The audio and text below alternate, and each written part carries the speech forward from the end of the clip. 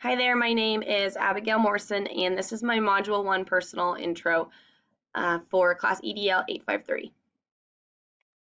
A little bit about my background. My husband and I currently live in Hoisington, Kansas.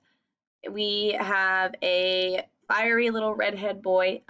His name is Cal. He is 3 years old, and we are currently dealing with I want to say the terrible threes. Twos were a blessing. So if you have kids, maybe the twos and threes were switched around for you too. Uh, and then I currently work at Jefferson Elementary School as a kindergarten teacher. I've been teaching kindergarten for 6 years. I have only taught kindergartens even through my undergrad, so I think it was a calling for that grade level.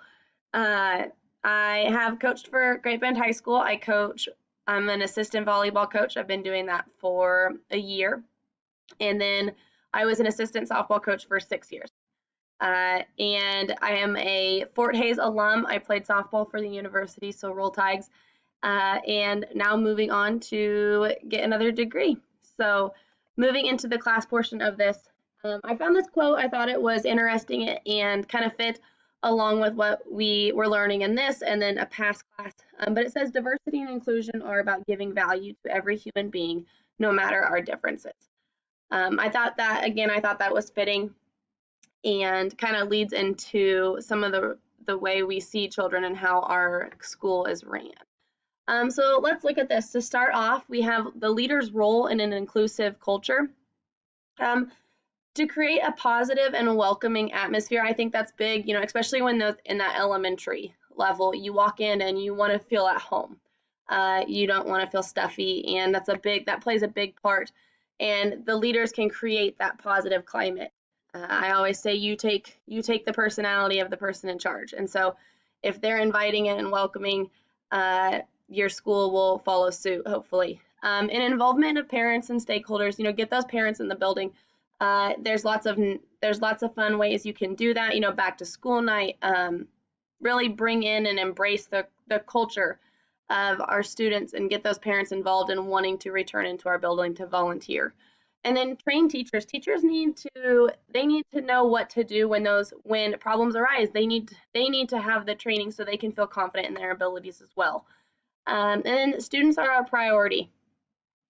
Students come first. What can we do to help the students? What can we do to benefit the students?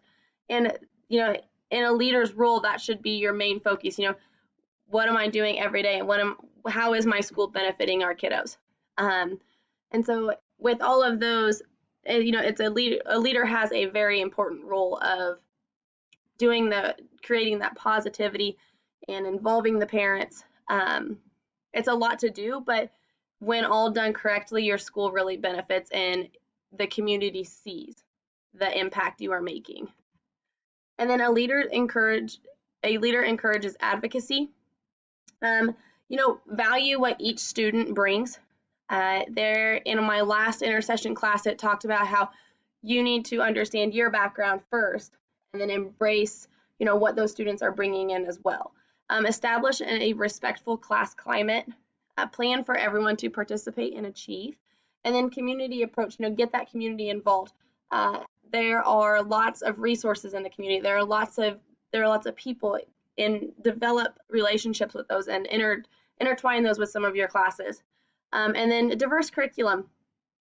Kids need a variety of curriculum. Kids are at a variety of levels. And then when you have a diverse curriculum, you are allowing those kids to grow and exceed their potential. And then ensuring equitable treatment. First, the academic support. Be there, make sure the curriculum is there, and then prepare teachers. Teachers need to be trained. They need to be confident in their abilities. And then the curriculum, you'll have a wide variety of curriculum. I know in elementary, it's kind of hard. We stick to kind of our core, our math and reading, but in the upper levels, have the foreign languages, have the special classes, the elective classes that those kids can really reach out and branch off of. And then integrate student bodies, adjust ranking calculations. And then again, the respectful school community, what's that feeling when you walk in? How are the students treating each other? How are the teachers treating each other? the students see all of that. How are you as a leader treating your staff? How are you treating the students? Are you greeting them in the hallway by their name? And then again, open discussion. Allow for that time for students to talk to one another and really build those relationships and get to know whoever is in their class. And then also that allows for growth between the teacher and the student as well. And then changing negative assumptions. Some steps that I thought was, as the leader, build that welcoming environment. That's up to you.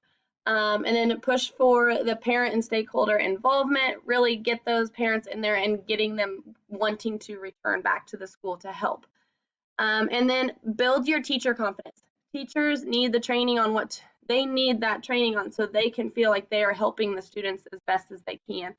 And they need to feel like they're supported as well. And then build connections with students and families.